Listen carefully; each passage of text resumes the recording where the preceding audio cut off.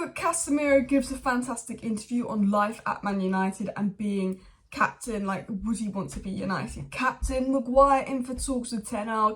Ten Hag wants him gone, but will Maguire go? His captaincy set to be stripped officially next season. Amad Diallo could potentially be going on loan to Burnley. Donny van de Beek could be going abroad to Italy. And of course, we're getting loads of stories on Onana, Højlund, this, that. Onana will be done soon. Højlund hopefully should be done soon. Nothing much on the takeover, but a lot of people have been talking about Jadon Sancho and it needs to stop. I want to address this right at the start of the video. I see loads of people on my timeline calling Jadon Sancho fat, calling Jadon Sancho lazy. Did you not learn your lesson with Luke Shaw? First of all, the picture where Jadon Sancho looks fat, it is the bloody wind. You can see it's the angling, it's the wind. If you actually watch the videos of Jadon Sancho in training, he does not look fat. Yes, Jadon Sancho seems to have this pattern of when he always is poor at the start of the season and doesn't return back from the holidays in you know, his best form. That was something that happened at Dortmund. But Jadon Sancho is a Manchester United player. Jadon Sancho is an incredibly talented player and we see bits of it here and there. And Jadon Sancho is a confidence player. And the reason this bugs me is everyone's going Sancho fat, Sancho fat, Sancho fat. No, this is Sancho's make or break season. Stop this Sancho fat nonsense. Stop this, let's critique Sancho and everything he does.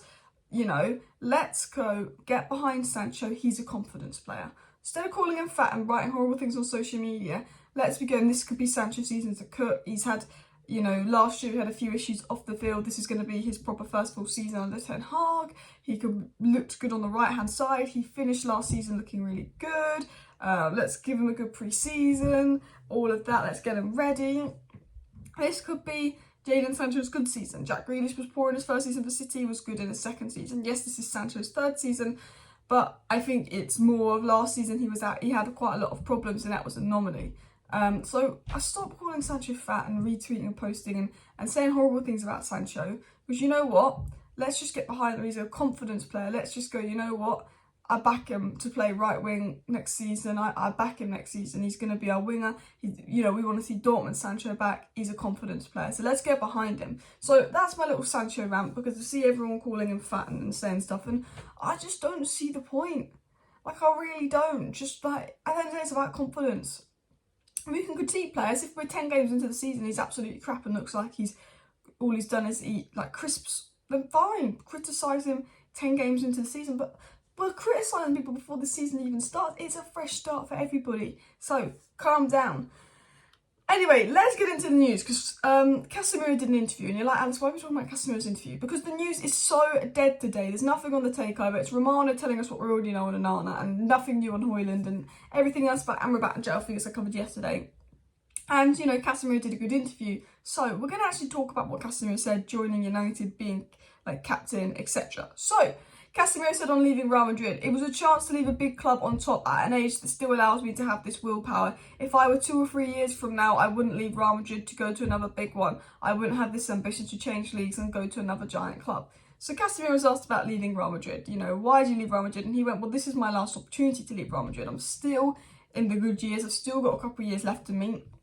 If I'd have waited another couple of seasons, I would have been able to go to another big league, another big move. He's ambitious. He's won it all in Real Madrid.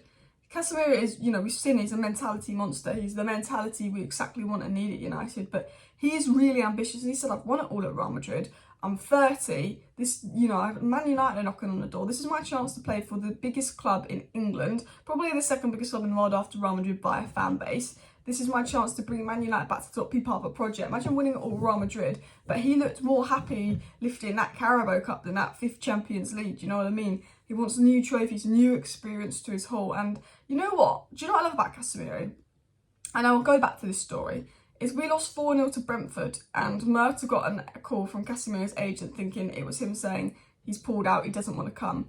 And it was Casemiro's agent saying, Casemiro wants to come and help you. He could have played it safe at Real Madrid. It would have been very safe to stay at Real Madrid.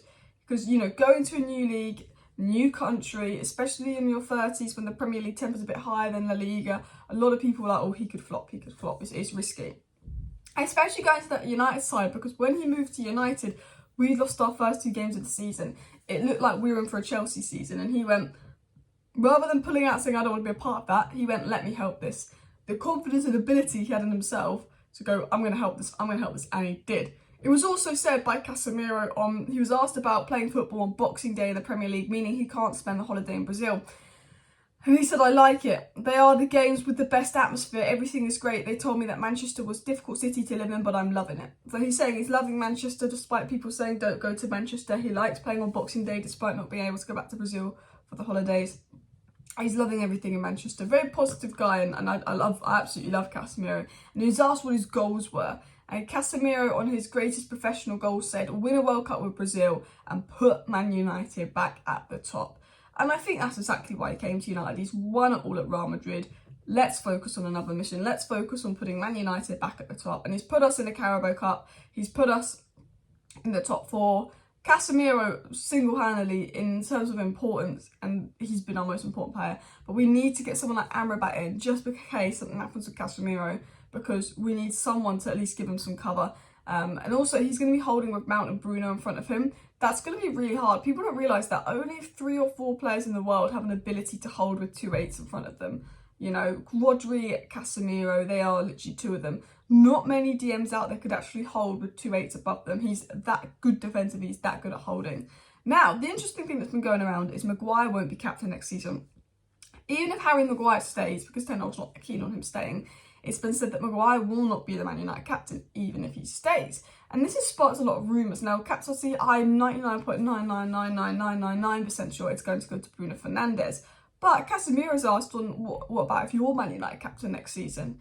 And Casemiro on captaincy said this: I would like to have this role, to be a leader, to take care, to be a little daddy, to go after things. I like to set an example, to be the first to arrive. The captain's band is nothing more than a symbol.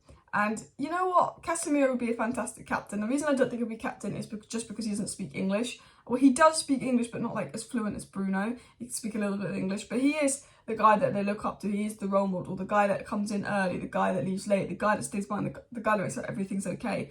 Casemiro, Bruno, Lisandro Martinez, they've got the captain's mentality. So if it's one of those 3, I'm very happy with that.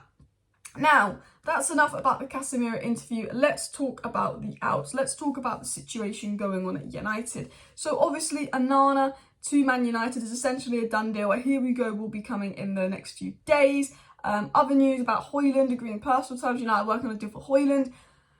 Some people say that the Højlund deal is going to move really quickly once the Onana deal's done, and that Greenwood's going to be used in a move for Højlund. And there's a few sources, and they're not even like that. They're Italian sources, but they are Italian sources that have a good rep, saying that Greenwood will be going to Italy next week for a medical with Atalanta. So that could potentially move. But then there's also reports saying that United still believe there's a chance for Harry Kane and might hold off on Højlund. But I don't know if that is United saying that to say, oh, to Atalanta, if you don't give us Højlund, we'll just go for Kane and just wait for Kane. I don't know if that's a negotiation tactic. I think we are in for Højlund.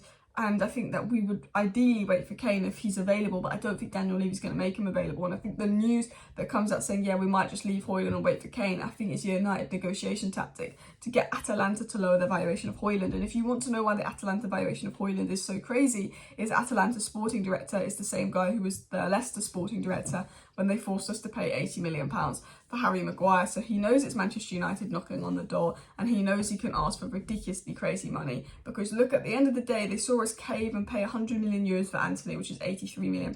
They saw us pay £80 million for Maguire. They know that we cave, but we are playing this FFP game, so who never know. Who else will be leaving though? Because I saw a really good tweet by Everyday MUFC that said, first 2 outgoings with confirmation of a Onana deal coming in next week should see the sale of Dean Henderson on top of the release of David De Gea. So 30 million brought in via sales and 500k a week in wages cut, swapping a poor fit profile wise for a perfect fit. Excellent business.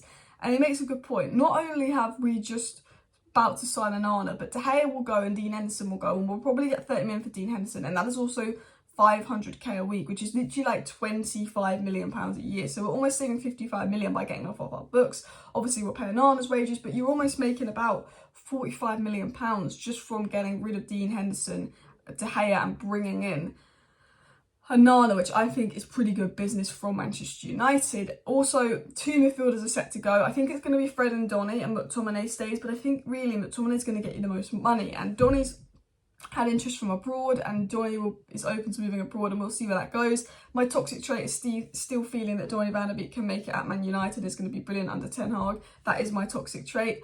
But I think it is best for him to go, probably. I feel sorry for him. I still have like so much sympathy for Donny. But we haven't spoken about Maguire, and we're 10 minutes into the video. Fabrizio Romano said that Harry Maguire will hold talks with Erik Ten Hag in the next days. There's lots of reports going about, you know, Ten Hag's been having talks with Maguire about his future. They're going to hold talks about his future, and basically Maguire's been told he can stay at United if he is okay being 5th choice centre-back, but ideally he's not in the long-term plan. Time to move on. Maguire will see that he's got ridiculous wages. He's not going to get half those wages elsewhere. He will probably look better playing with Onana, and maybe that's why Maguire wants to stay. And at the end of the day, the Euros are coming up, but Southgate's going to play Maguire no matter what. So we'll have to see what happens with Maguire, but I think he's wanted gone. He won't be captain, and I think Bruno will be captain. And let's see what happens with Donny and Fred and the other players. Smash a like, smash a subscribe. I'll be back live tonight. See you then. Bye.